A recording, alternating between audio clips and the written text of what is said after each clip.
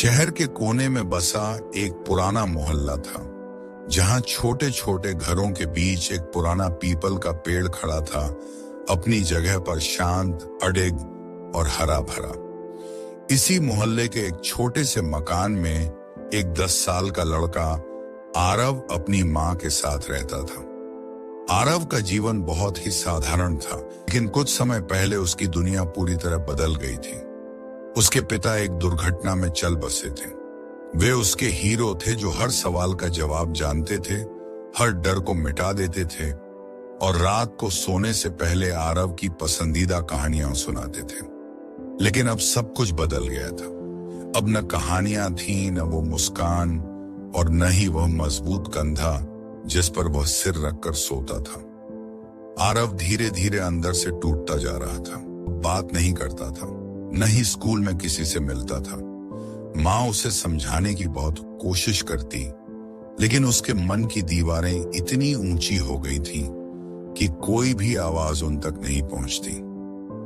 सब कुछ बेकार है। एक दिन आरव अकेला स्कूल से लौट रहा था। रास्ते में वह अपने हाथ में एक पत्थर लेकर चल रहा था और हर सामने आती चीज को मारता जा रहा था, फूलों को, छोटे पौधों को, यहां तक कि रास्ते के कुत्ते को भी डराकर भगा दिया।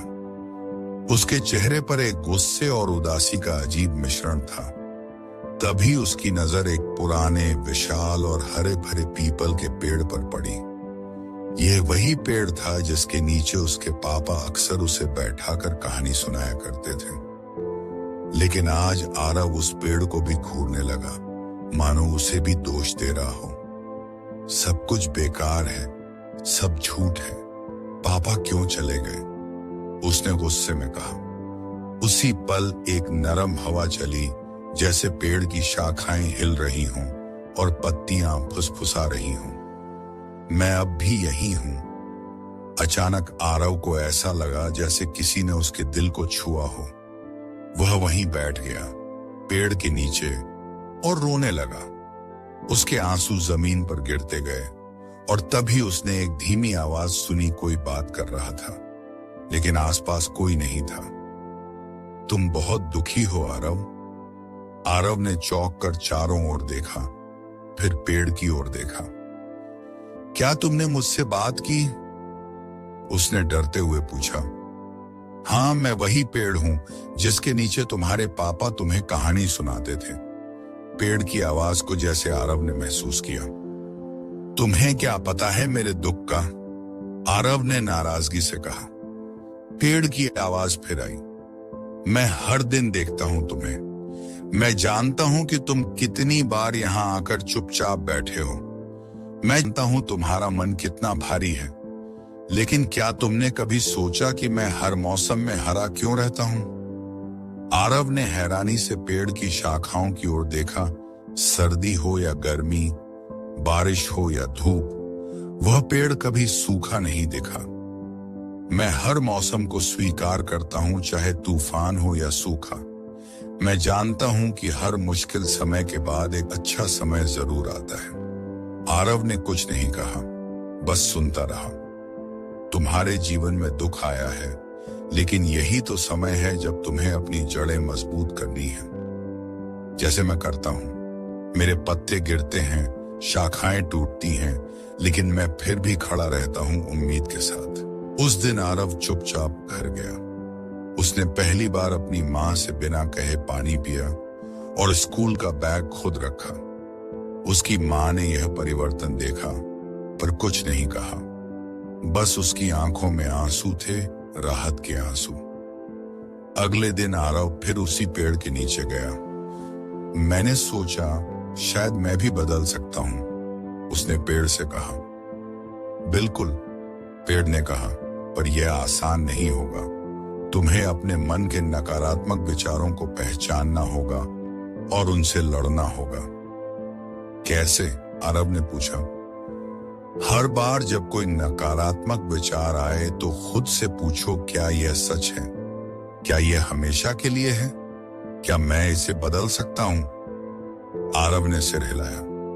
पेड़ बोला, और सबसे जरूरी, अपने पापा को अपनी ताकत बनाओ, कमजोरी नहीं। वे हमेशा चाहते थे कि तुम खुश रहो, है ना? आरव की आंखों में चमक आ गई। वह मुस्कुराया, बहुत हल्की सी लेकिन सच्ची। हफ्ते बीतने लगे। आरव ने फिर से स्कूल जाना शुरू कर दिया। वह पढ़ाई में धीरे धीरे मन लगाने लगा।